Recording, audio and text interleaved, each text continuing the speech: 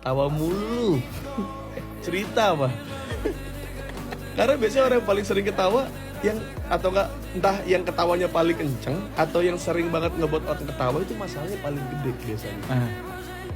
Dari sejauh ini saya nongkrong ya Kang Soleh, tidak pernah saya menemukan yang suka bercanda di tongkrongan yang ngebuat yang punya cerita-cerita lucu itu dari keluarga orang kaya. Nggak pernah sekalipun.